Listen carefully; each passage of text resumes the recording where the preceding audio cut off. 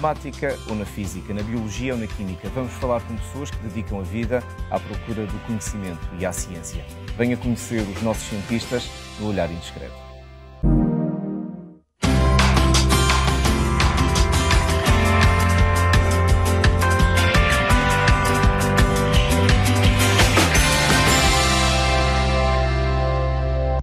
Bem-vindo ao Olhar Indiscreto, o programa que se dedica a dar a conhecer personalidades que estudam e contribuem para o conhecimento e para a ciência. O nosso convidado de hoje dedica-se precisamente ao estudo da interação entre o homem e os computadores. Bem-vindo, Sergi Bermúdez e Badia.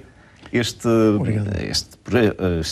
tema, ou esta área de investigação, leva-me a uma primeira pergunta que é quase de ficção científica. Os computadores vão substituir as pessoas ou estão a contribuir para, enfim, ajudar naquilo que fazemos? Isso é uma boa pergunta, não é? Nós, de facto, estamos a trabalhar para que sejam ferramentas para as pessoas. E o trabalho que fazemos na nossa área de investigação praticamente é isso, não? Como maximizar a tecnologia para que nos ajude, não para que seja um substituto. Mas fala-se na capacidade cada vez maior. Diz até que estes computadores pensam. É verdade que eles pensam? É verdade que têm a capacidade de ser autónomos nesse processo? Ou não estamos aí ainda? Nós, hoje em dia, chegamos ao ponto em que têm capacidades específicas muito melhores que os seres humanos. Mas, no geral, nós, os seres humanos, temos umas capacidades e uma percepção que eles não conseguem ter. Portanto, por muito que sejam mais capazes de seguir na velocidade de processamento, sempre haver tarefas onde precisam da intervenção humana e nós somos melhores que a máquina. Portanto, essa ideia de que vamos um dia ser dominados por máquinas ainda é da ficção científica. Ou ainda. Pelo menos é. Eu acho que até eu morrer vai ser sempre da ficção científica. Mas não deixa de ser curioso que, se calhar, não sei se na sua área específica de investigação, ao longo da vida, isso aconteceu, mas muitas vezes a ficção científica é precursora de ideias que depois são inventadas, como os tablets ou outro tipo de tecnologias. Acontece-lhe isso? Coisas que quem criança viu nos filmes de ficção científica e que hoje vê inventadas, reais, no mercado, até à venda? E nós podemos ver isso, por exemplo, numa ferramenta que nós usamos muito, que é a realidade virtual. Há 20 anos, 30 anos, isto era uma coisa. Quem ia imaginar um mundo virtual, não? Agora temos estes óculos imersivos que entramos ali e mesmo parece que estamos lá. Mundos virtuais de uma grande qualidade, muito bem feitos e muito realistas. Consegue-se, portanto, hoje quando vemos, por exemplo, um filme, eu sei que ensina um pouco estas áreas também na Universidade da Madeira, quando vemos um filme há muitas cenas que são completamente virtuais. Portanto, os cenários não existem, aqueles lugares não existem, não é? É certo, é certo. Hoje em dia, a produção de imagens por computador, o que é a modelação gráfica, as técnicas de renderização, estão muito avançadas e conseguimos fazer uma mistura entre o virtual, não? E o que de facto é filmado, que é muito difícil às vezes até repararmos. Entra aí nesse processo criativo, há um espaço para capacidade ou é tudo tão técnico, tão formatado, que no fundo é só escolher e montar coisas, pôr coisas juntas e fazer um cenário virtual, por exemplo? Não, há muito talento ali. Há muito talento. Porque nós, quando criamos conteúdo virtual, e estou a falar, por exemplo, imagina fazer uma coisa em 3D, é como um trabalho artístico. O mesmo que antes, o jeito que tinha o desenhador, o escultor antes, agora temos diferentes ferramentas, temos um meio diferente, mas afinal é o jeito de quem é o modelador que faz esse objeto em 3D. Que acaba por exemplo, os jogos, sei que também está de certa forma ligado no ensino a essa parte. Antes jogava-se de uma forma passiva, digamos, era um rato, um joystick, ainda antes do rato, e já parece sempre que estamos a falar do século XIX. Hoje em dia já se joga com o corpo todo, não é? Certo.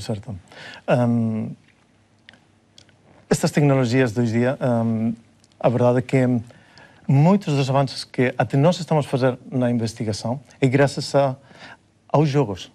Estamos a ter tecnologias, por exemplo, que vêm com as consolas, as videoconsolas. Por exemplo, a Kinect, a Wii. A Wii introduz um controle para comandos, para jogos, através de um movimento. Conceito completamente novo. Depois, a Microsoft com a Kinect controla através de um movimento do corpo, não? Que consiga detectar perfeitamente os teus movimentos, onde tens as mãos. E nós agora na investigação estamos, de facto, a pegar um bocado nessa tecnologia que vem da indústria dos jogos, uma indústria neste momento muito, muito potente, até mais potente que Hollywood, E aproveitamos essas tecnologias e, de facto, é uma maneira que nós conseguimos a fazer coisas que antes, que era há 20 anos, eram impensáveis. E aí entramos numa área que é muito sua, de investigação, que tem a ver com a interação entre o homem e o computador, no sentido de ajudar na saúde, portanto, na criação de tecnologias da saúde. Sim. É a isso que se dedica atualmente. Exatamente. O grupo de investigação que eu trabalho é o grupo de tecnologias para neuroreabilitação. Nós nos centramos basicamente no desenvolvimento e uso deste tipo de tecnologias que falamos, das tecnologias dos jogos, da tecnologia da realidade virtual, dos sensores de movimento, para ajudar a pessoas que precisam apoio e têm necessidades especiais. E normalmente trabalhamos com populações que bem são populações fragilizadas, por exemplo, uma população idosa que tem dificuldades no movimento, precisa de exercício físico, ou bem populações que sofreram, por exemplo, um AVC e precisam de fazer um treino para recuperar, seja a parte das competências motoras, para poder se movimentar, ser independentes na vida diária, ser capazes de gerir o seu dia a dia, e também na parte cognitiva, não é? Que muitas vezes fica assim escondida porque não é tão aparente, não? Treinar as capacidades cognitivas das pessoas através destas tecnologias, através de jogos. Portanto, em concreto, desse trabalho de investigação que tem feito, o que é que já produziram, que aplicabilidade é que tem? Lembro-me de ver uma vez uma demonstração sua que tinha a ver precisamente com as pessoas que tinham tido AVCs. Exatamente.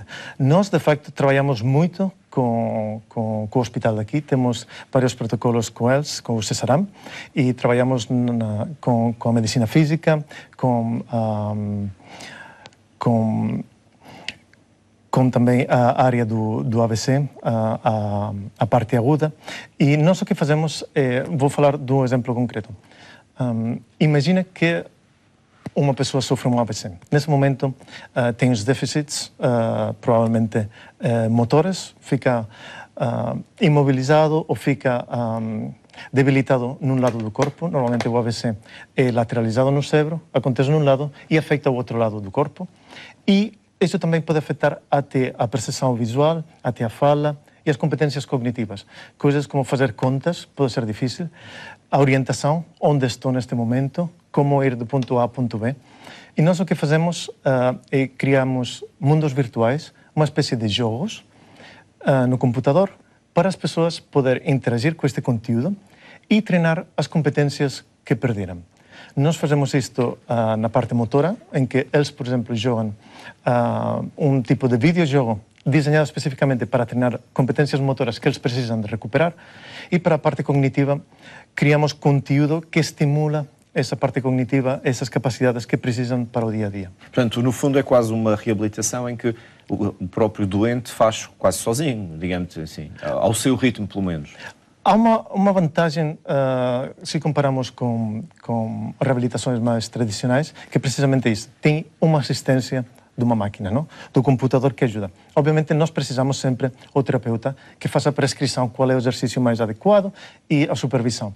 Mas a verdade é que antes de criar um terapeuta, precisava, podia estar com 1, 2, 3, 4 pessoas e tinha atenção muito dividida. Agora, com este tipo de apoio, consegue dar apoio a mais pessoas ao mesmo tempo. Mas neste caso concreto, por exemplo, neste exemplo concreto, estamos a falar só de programação, ou seja, de software, ou também estão a criar, a desenvolver componentes físicas, digamos assim, a parte do hardware, se quisermos, ou do design, peças de equipamentos? A verdade é que nós não conseguimos fazer isto se nós não olhamos para o que está disponível. O nosso trabalho é tentarmos usar a tecnologia e o know-how que existe e adaptar para este caso em concreto. Por isso usamos muito as tecnologias dos videojogos, porque são tecnologias que nos permitem, por exemplo, capturar um movimento. Se nós queremos treinar um movimento, capturamos um movimento. Mas estas tecnologias dos videojogos não são usadas para estes propósitos. Então, nós usamos, por exemplo, esses sensores como a Kinect e os adaptamos ao software, não? Mas, obviamente, normalmente há um interface físico. Há que mexer na máquina, muitas vezes há que manipular alguma coisa. Nós também desenvolvemos pequenos interfaces adaptados, porque um rato, por exemplo, não é uma opção quando estamos a tentar interagir com uma máquina com populações fragilizadas que nunca viram sequer um computador na sua vida. Então, sim que desenvolvemos também uns interfaces adaptados para este tipo de populações.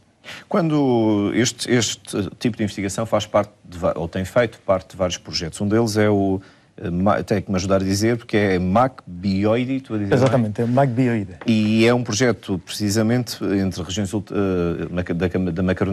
da Macaronésia para esta área de investigação. O que é que, em concreto, pretendem com este projeto?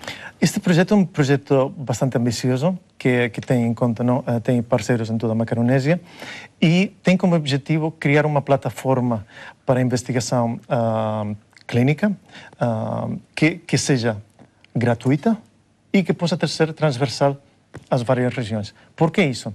Porque se nós começamos a trabalhar com as mesmas ferramentas, a transferência de conhecimento, o que eu aprendo como investigador, poder ser transferido a Canárias, aos Açores ou outras regiões é muito mais fácil. Então o objetivo é isso. Desenvolvamos uma coisa juntos que facilite isto e depois que seja gratuita e possa chegar a mais investigadores e mais pessoas e, evidentemente, ser utilizada na prática clínica. Antes disto, há também um projeto que penso que ainda decorre, que é, penso que estou a traduzir bem, assistência humana aumentada. Exatamente. E o que é a assistência humana aumentada? Este é um projeto bastante engraçado, um projeto que temos em parceria com a Universidade Americana Carnegie Mellon, com o Instituto Superior Técnico de Lisboa, a Universidade Nova de Lisboa e duas empresas. E isto, se calhar, sei que soa um bocado ciência ficção, mas se não damos o primeiro passo nessa direção, não chegamos nunca. É um projeto que tem como visão, imagina que tem um robô na casa, que é o que chamam companion robots. Robôs assistenciais que nos ajudam a fazer tarefas.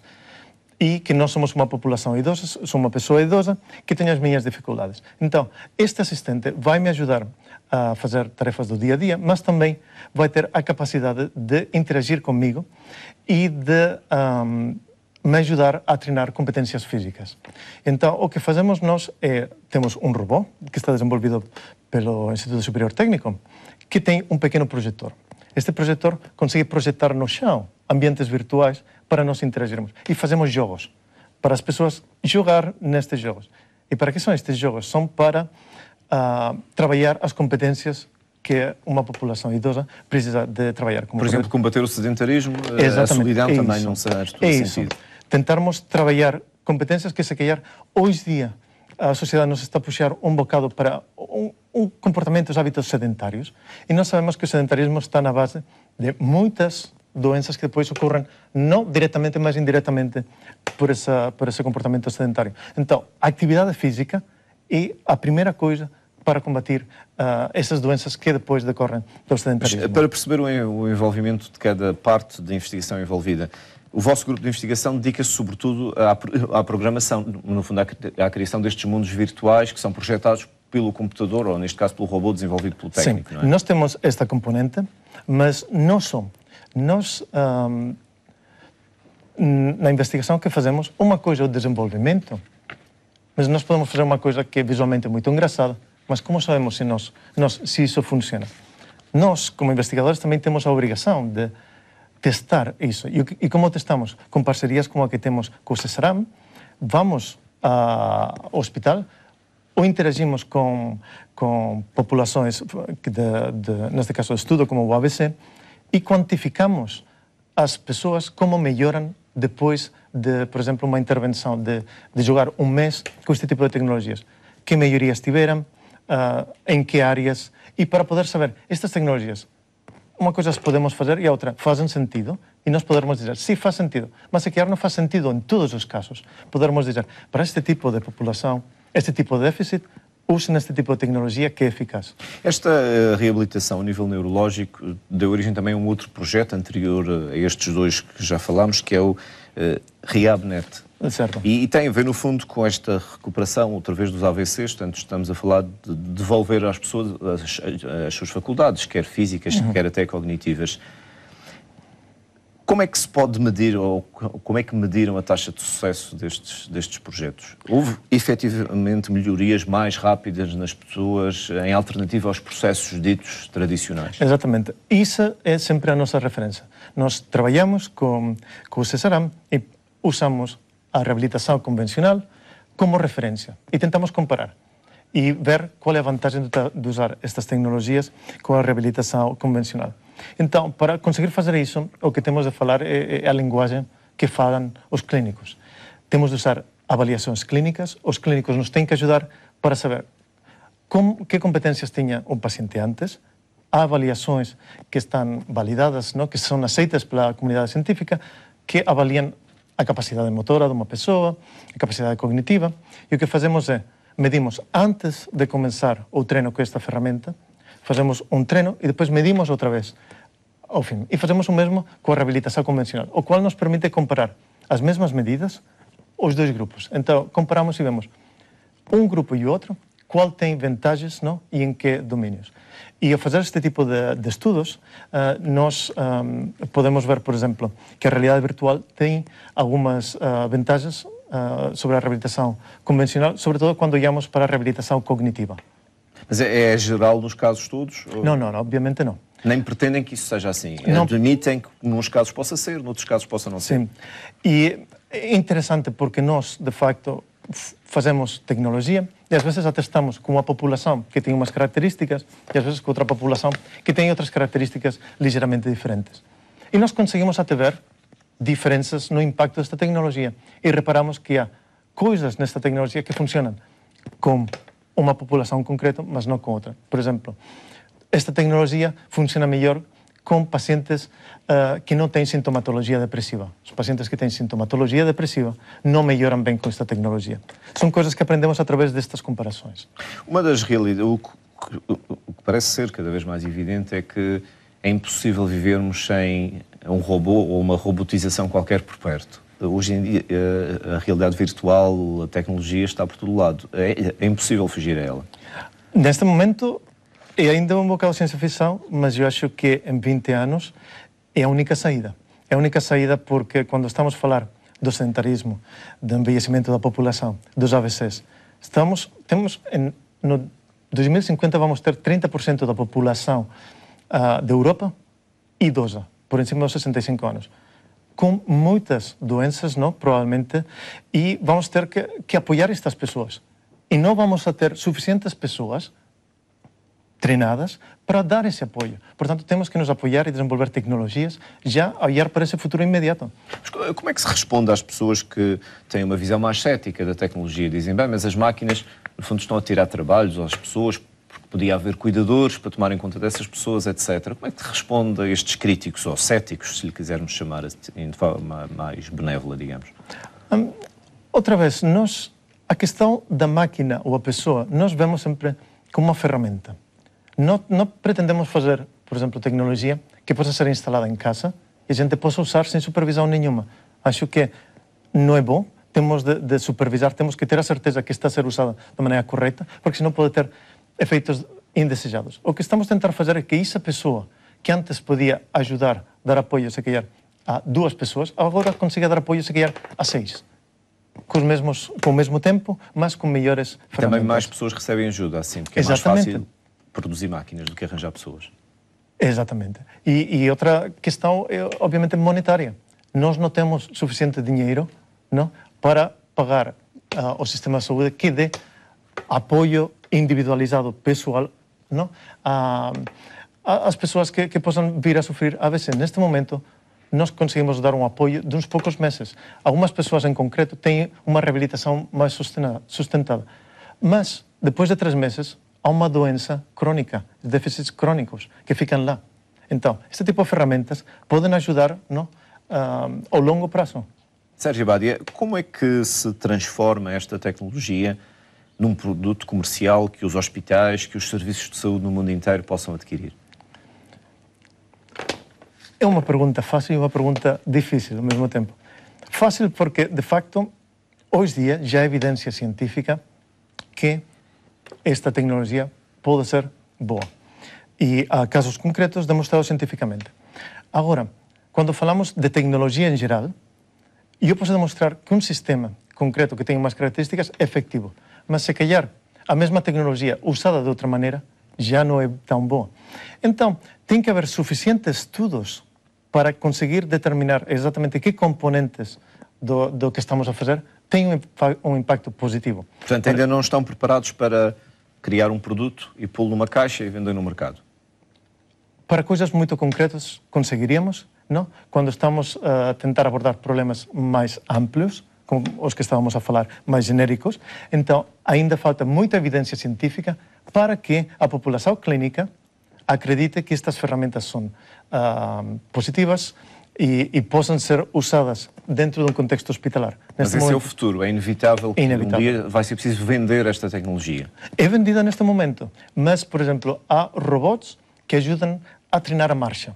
Por quê? Porque demonstraram cientificamente que isto tem um impacto positivo nessa ferramenta, não? A fazer esse tipo de treino. Mas quem é que vende esta tecnologia? Não são vocês, a equipa de investigação? Não. Há empresas, há poucas empresas, mas já começa a haver várias empresas que trabalham nesta área da junção da robótica com a realidade virtual para aplicar a reabilitação. Portanto, e seria possível adaptar um desses robôs a um vosso programa e implementar o vosso programa, digamos, a realidade virtual nesses robôs? Isso é uma das coisas que nós fazemos. Tentamos construir software, aplicações, jogos que se adaptam a várias situações. Portanto, utilizar o mesmo equipamento, mas ao mesmo tempo que tenha várias valências, que possam ser para a reabilitação cognitiva, para a reabilitação motora, etc. Hoje, quando olhamos para esta investigação, o que é que vos garante, digamos assim, a obtenção de financiamento para continuar a investigar? É os resultados que vão obtendo? Porque neste momento, estou fazendo aqui umas contas por alto, os seus projetos, os que têm trabalhado e os que já trabalhou, são mais de 1 milhão de euros de projetos. Parece muito dinheiro, mas é pouco em ciência, não é? Para 10 anos de investigação, não? Podemos fazer as contas, é dinheiro, mas temos de pensar que há muitas pessoas a trabalhar nisto, há muitas despesas, há muita criação de tecnologia, muita tecnologia que tem que ser criada para ser depois dito, não era por aqui, é por ali. Temos de ir aprendendo, não?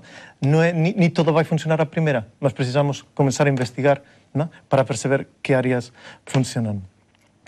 E mas não deixa de ser um valor significativo, apesar de tudo. É um valor significativo e 3 destes projetos são aqui em Madeira, não? Portanto, estão a criar um know-how e estão a ajudar a formação de doutorandos aqui na universidade e também está a ajudar também a ter um impacto nesta região, que é onde nós estamos a testar a tecnologia. Que é importante para conseguirmos mais financiamento? Pois conseguir validar que estas ideias que nós propomos nas propostas, nos projetos, que de facto são boas. E isso como fazemos? Através dos tais estudos clínicos. Temos que ir ao hospital e nós, quando vamos ao hospital a validar tecnologia, passam meses, se não anos, para nós conseguirmos recolher uma amostra, se calhar de 20, 30, 40 doentes, que nós podemos dizer, nesta população, nós conseguimos dizer estadisticamente, não? Cientificamente, esta tecnologia é boa. Porque isso também deve levantar questões éticas e questões... Não é fácil investigar em seres humanos, não é? É verdade, não é fácil investigar em seres humanos e quando estamos a trabalhar na área de reabilitação, nós temos, además, pessoas fragilizadas, não é? Portanto, temos de ter um certo cuidado. Mesmo assim, a abordagem que nós temos é uma abordagem muito pouco invasiva. Portanto, normalmente não temos sensores colados ao corpo, não temos nada que estimula fisicamente, portanto, não são perigosas nesse sentido e têm uma certa facilidade. Podem ou não ter efeito. Exatamente. O pior que poderia acontecer realmente é uma tecnologia que acaba por não ter um efeito positivo ou sequer um efeito negativo mínimo. A sua investigação é feita no MIT, no Madeira Institute of Technology, e é um dos principais investigadores neste momento do MIT. O que é que o atraiu para vir para a Madeira? Foi uma boa proposta? Disseram-lhe que era uma ilha com bom clima? Ou foi isso tudo junto? De facto, eu não conhecia a Madeira quando eu me candidatei para ir ao MIT. O MIT, na altura, era no 2010. Estava na fase de início desta parceria com a Carnegie Mellon e estava à procura de investigadores para fazer sua investigação. Nesse momento, eu estava em Barcelona e procurava uma mudança. Barcelona é uma cidade que todo mundo adora, moderna, tem muita coisa, não? Mas tem um ritmo muito acelerado, nem todo é positivo e gostamos mais de qualidade de vida. É boa para férias, não é boa para viver. Agora eu diria isso, não? É Madeira boa para viver, não? E acho que tem muitas coisas que aumentam a qualidade de vida. Então, eu vi a proposta, a verdade é que não conhecia bem a Madeira.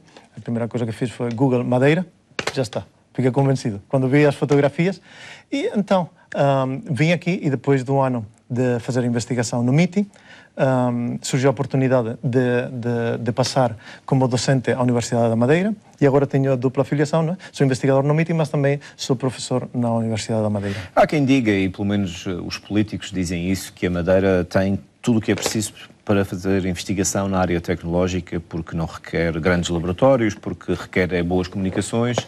Temos isso tudo? Maiormente eu diria sim. Temos muitas boas oportunidades aqui para fazer a diferença nisso. E não é só porque temos toda a tecnologia boa ligação, é porque a Madeira pode nos servir como um caso de estudo. Nós podemos chegar às pessoas, fazemos tecnologia, desenvolver, colocar onde tem impacto para as pessoas muito facilmente. Por exemplo, o trabalho que fazemos no hospital, através do CESARAM, nós conseguimos chegar a muitas pessoas, conseguimos que a nossa tecnologia tenha um impacto e medir o impacto. E essa é uma vantagem de estar numa ilha como a Madeira, que tem boas infraestruturas e está tudo bem, digamos, localizado e coordenado. Se comparasse, por exemplo, a quando nós estávamos em Barcelona, nós trabalhamos com um hospital de muitos. Os pacientes vinham, mas depois resulta que alguns, depois do AVC, iam a morar com os filhos. Os filhos moravam noutra região, então iam embora.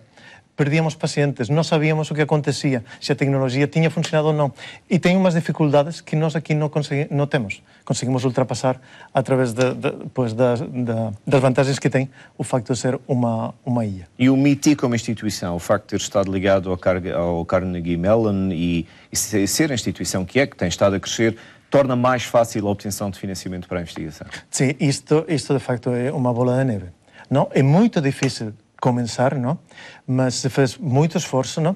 E agora a máquina está a funcionar. Se tem que sustentar. Agora temos que empurrar todos, não? Para sustentar, mas já temos evidência, já mostramos que nós conseguimos fazer coisas, conseguimos conseguir projetos, financiamento, como estava a falar, não? Isso nos dá uma credibilidade internacional que, se calhar, não tínhamos há 10 anos, não? Podemos estar a falar de uma área verdadeiramente de desenvolvimento económico da Madeira. O facto de haver uma ou mais instituições que se dedicam à investigação em todas as áreas do conhecimento é bom para a economia? Pode ser um nicho económico, digamos? Estamos a falar em que áreas do conhecimento? Por exemplo, na vossa, da tecnologia, das engenharias, das novas realidades virtuais. Nessas áreas é possível criar aqui um desenvolvimento económico, postos de trabalho, por exemplo? E de facto está a acontecer, mas não é simples e não é fácil. Há dificuldades. Há dificuldades também acrescidas por sermos uma ilha, por sermos uma região ultraperiférica, não é? Mas, por exemplo, vou pôr um exemplo de um colega nosso do MITI, que fez um projeto na área de sustentabilidade e depois desse projeto de investigação, os alunos de doutoramento se candidataram a um financiamento para fazer uma startup, uma espécie de pequena empresa, no que conseguiram desenvolver. E agora conseguiram um projeto e têm uma empresa com o que nós, não eu, mas no MITI foi criado através dos projetos financiados. Portanto, leva tempo, leva esforço, mas aos poucos vai-se conseguindo. Portanto, é inevitável com o tempo acontecer um pouco aquilo que se diz que acontece no Silicon Valley, que é a gente à porta dos laboratórios de investigação a oferecer propostas para comprar os protótipos, no fundo, empresas que, no fundo, vão dar uma dimensão comercial à investigação científica, que também é importante no vosso caso, não é? É importante, mas também temos de pensar na sustentabilidade, não? Também da investigação. Portanto, o MITI também, para conseguir trabalhar este nível que está a trabalhar, não? Também precisa, não? Tem umas necessidades completamente diferentes às que tinha quando eu cheguei, por exemplo. Agora, somos um instituto com perto de 40 pessoas doutoradas. Quando eu cheguei, não chegava sequer a 20. Não é? Portanto, a máquina agora é muito maior, funciona melhor, mas também precisa muito mais esforço para manter a trabalhar. E conseguem, quer no MITI, quer na universidade, atrair estudantes de fora do país, nem sequer digo da Madeira, digo de fora do país? Sim, nós conseguimos.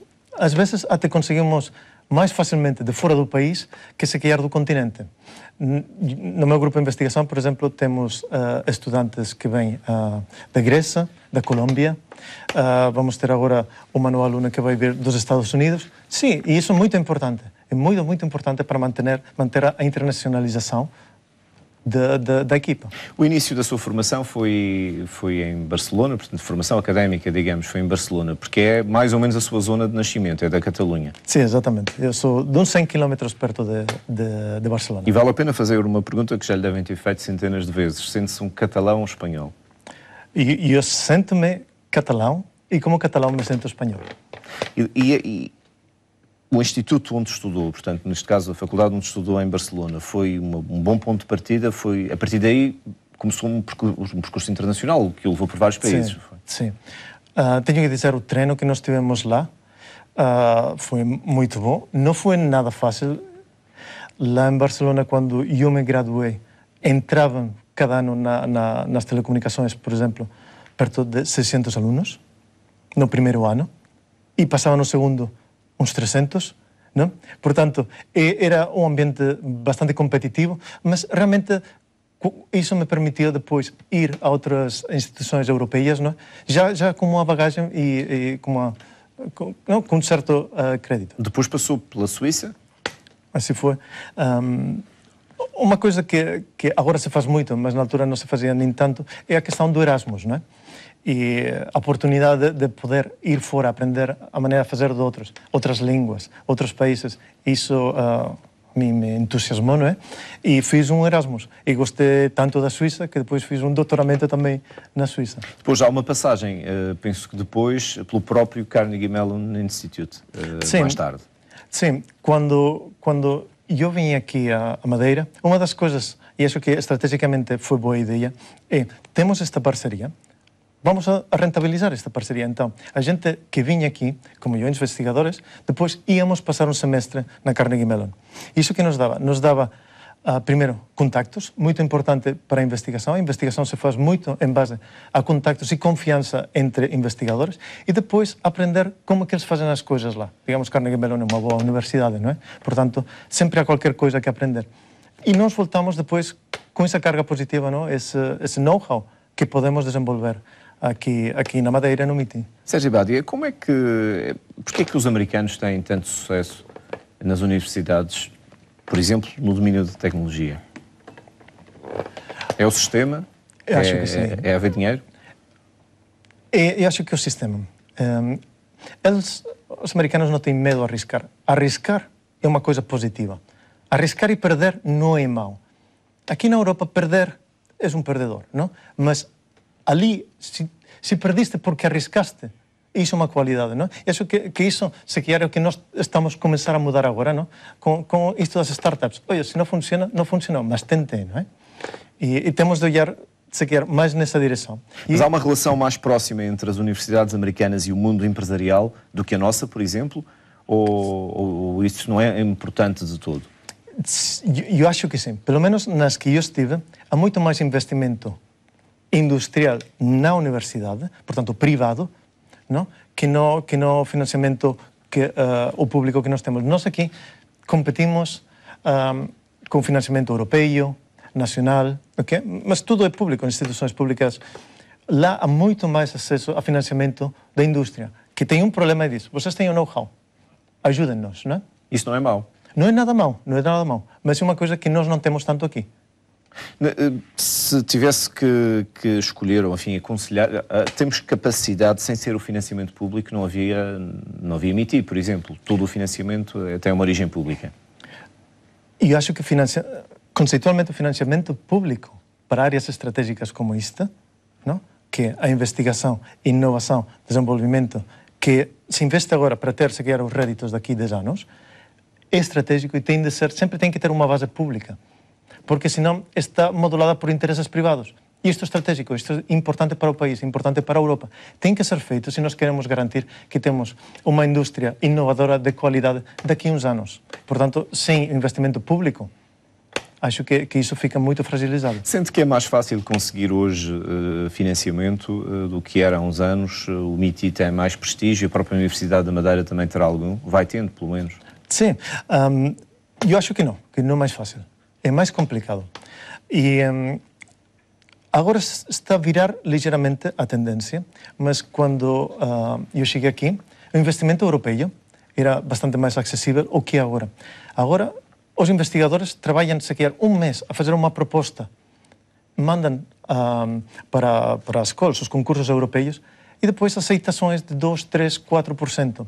Quer dizer, há tantíssimos miles de investigadores em Europa a fazer propostas falidas que não faz sentido, não é? E antes as porcentagens se calhar eram de 10, 15%. Havia menos investigadores, ou pelo menos menos candidatos a esses fundos.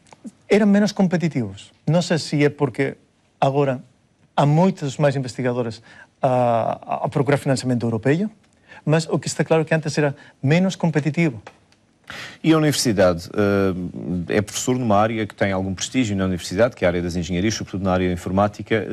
Sente que esse prestígio tem vindo a aumentar? A universidade é credível nessa área? Tem vindo a afirmar essa credibilidade? Sim, absolutamente. Eu acho que este trabalho depois se reflete, que nós saímos fora, falamos com a gente, e quando sabem que nós somos da universidade, do MIT, na área informática, não, ficam até contentes, não? Eu vi tal projeto, não? Ou eu vi na televisão tal coisa, não? Acho que sim, que tem um impacto positivo. E a relação à criação de novos mestrados, por exemplo, o segundo ciclo tem uma oferta ainda reduzida. Nessa área há previsão de criarem novos mestrados? Sim, nós, como somos conscientes que nós não vamos conseguir, neste momento, mais alunos madeirenses, portugueses, dos que já, porque estamos no momento em que a população está a reduzir-se, não é? Nós estamos a tentar nos diferenciar na formação que estamos a dar e dar formação de qualidade em áreas diferenciadas estratégicas, onde nós, com a expertise que temos, com os investigadores e os docentes que temos, podemos fazer a diferença, se calhar são áreas que não são tão ofertadas noutras universidades. Por exemplo, neste momento vamos abrir no próximo setembro um mestrado internacional em design de meios interativos. Vai ser um mestrado vocacionado internacional, tudo lecionado em inglês, porque queremos atrair agora já gente de fora através de todo esse trabalho que houve, não? De conseguir atrair estudantes que se calhar vão depois passar a ser alunos de doutoramento, se calhar serão investigadores e, de alguma maneira, não? Entrar no sistema que nós temos, não? De investigação dos projetos e as nossas redes de contacto. Essa capacidade de atração de alunos de fora também tem a ver com o MIT, ao fim e ao cabo, desta associação entre o MIT e a universidade. Exatamente, estas parcerias são estratégicas e é uma mais-valia que reporta, obviamente, benefícios, e o MIT é uma marca muito positiva para a universidade, tem projeção internacional, sobretudo na área de interação homem-máquina, que é onde mais temos trabalhado, e a gente na Europa, nas conferências, etc., conhece o MIT. Portanto, é um ponto de referência que é sempre positivo ter e associarmos os trabalhos que nós fazemos na universidade. Tem publicado, quando diz que se conhece o MIT também na Europa, tem ido a congressos, conferências, tem publicado artigos, isso também contribui para o prestígio, aparece no fundo o nome da Madeira associado a essas participações. Obviamente, nós, os investigadores, na área das tecnologias conseguimos fazer produtos físicos, não é? Mas como se nos avalia como investigadores, não realmente quantos protótipos fez, senão quanto conhecimento foi gerado. E como nós demonstramos que geramos conhecimento através de artigos científicos. E estes artigos são enviados para conferências ou para revistas que fazem uma avaliação, não? E então, se consideram que um artigo é um trabalho bom, é aceito. Obviamente, termos trabalhos aceites em boas revistas, em boas conferências, tudo isso contribui depois a dar uma boa imagem, não? Do trabalho feito aqui na Madeira.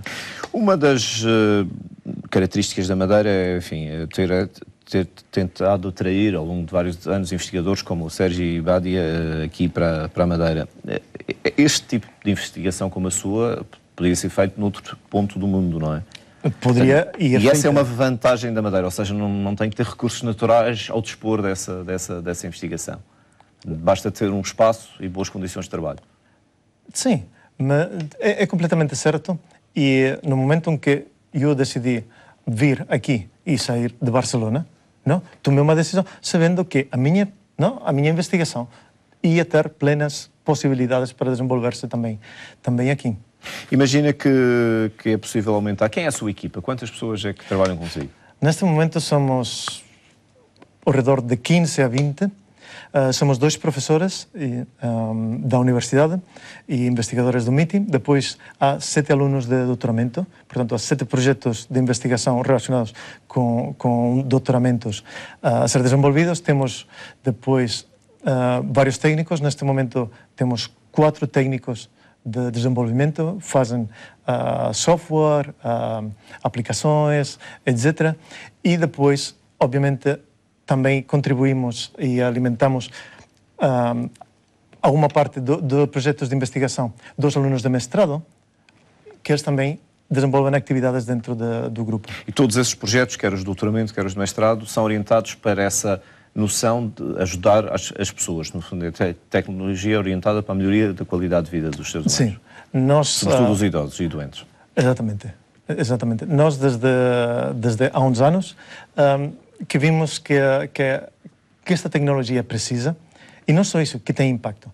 Quando nós fizemos o primeiro estudo com este tipo de tecnologias em Barcelona, e vimos a reação das pessoas, que se calhar não podes mudar o mundo, mas se calhar vês que ajudas tu a 1, 2, 3 pessoas, reparas que isto é uma coisa que vale a pena, não? Vamos investir nisto. E desde então, a nossa vocação é desenvolvimento de tecnologias que podem ajudar a melhorar a qualidade de vida e de do que está a ser feito em concreto. Já falámos da interação por causa dos AVCs, que outros exemplos é que podem ser dados concretos de criações vossas? Está o exemplo que falamos do projeto de assistência aumentada, não? Que é a projeção para a população mais sénior, para fazer jogos, para combater o sedentarismo. E também temos outro projeto relacionado com o AVC, que é através da utilização do que se chama Brain Computer Interfaces, ou interface cérebro-computador, que nós usamos para ajudar também no processo de reabilitação de pacientes. Agora vou explicar um exemplo. Imagine um paciente que teve um AVC e tem uma hemiplegia que não consegue mexer mesmo o braço. A reabilitação atual que nos permite, também vamos a movimentar. Então precisa alguém que esteja a ajudar a mover o braço. Mas o paciente não consegue. É o que se chama uma manipulação passiva, reabilitação passiva. O seu cérebro, que é o que sofreu a lesão, o AVC, não está a comandar esse braço, não é? Nós, através desta interface cérebro-computador, colocamos uns sensores aqui na superfície da cabeça e medimos qual é a atividade cerebral. E nós conseguimos detectar, por exemplo, se uma pessoa está a tentar fazer este movimento. Um movimento com o braço direito, um movimento com o braço esquerdo. Então, o que fazemos é, criamos um mundo virtual onde damos a esse paciente um corpo virtual que ele consegue controlar através das ondas. Portanto, no fundo, há uma espécie de braço virtual controlado pelo cérebro e não é o braço físico. Exatamente. O braço mecânico, o que acontece? Quando eu não consigo ver que controla o braço, como sei se eu estou a fazer bem? Como sei se estou a melhorar? É muito difícil, não tenho feedback. Não há feedback nenhum. E de que maneira é que isso ajuda a resolver o problema, que é, no fundo, poder mexer o próprio braço da própria pessoa? Como é que isso ajuda? Pois, o feedback é imprescindível. Imagine tentar aprender a tocar o piano sem ser capaz de ouvir. É muito difícil. Por quê? Porque não sabes o que está a soar depois de cada nota. Aqui é um bocado o mesmo. Se não sei se estou a fazer bem, como é que eu vou aprender a fazer isso? Não? É difícil. Não? E, portanto, se tu das feedback, agora estou a tentar mentalmente fazer esse esforço e vês que o braço se mexe virtual, tens um feedback que é a base da aprendizagem. E o cérebro, não? O que faz é aprender. Aprende, ok, estou a ver que consigo controlar, vou aprender como controlar isso. E tem ideias, por exemplo, aqui na Madeira, quantas pessoas sentem que já ajudaram com estas experiências e com esta investigação? Eu acho que o número de pessoas que tivemos estudos deve estar entre 100 e 200 pessoas. Nós tivemos já estudos com tamanho 60, outros com 20, portanto, sim, estamos a falar de valores entre 100 e 200. Com taxas de recuperação boas, portanto, pessoas que recuperam as suas faculdades. O AVC é uma doença bastante complicada e a recuperação total muitas vezes não é possível. Portanto, não vamos criar falsas expectativas. Mas, pelo menos, aquilo a que se propõe, que é melhorar o que estava, conseguem? Nem sempre, não? Nós vamos ao hospital para aprender o que funciona. Às vezes nós desenhamos uma tecnologia que acaba por não ser tão eficaz ou mais eficaz que a convencional, não? Que a reabilitação convencional. Mas há outras áreas onde sim conseguimos demonstrar. E por que estou a fazer ênfase nisso? Porque isto são projetos de investigação e nós validamos ideias, mas a gente não pode ter expectativas de que estamos a fazer uma tecnologia que de repente resolve tudo e que com esta realidade virtual conseguimos recuperar um AVC. Então, é como a própria recuperação do AVC, um passo de cada vez. São ferramentas que podem ajudar, não? E que estamos a trabalhar para que sejam o mais eficazes possíveis. Mas o AVC é muito complicado, a recuperação é muito complicada, demorosa, não é? E, portanto, temos de ter certo cuidado ali a fazer algumas afirmações. Portanto, eu diria, ajudou a algumas pessoas, não foi eficaz em todos os casos.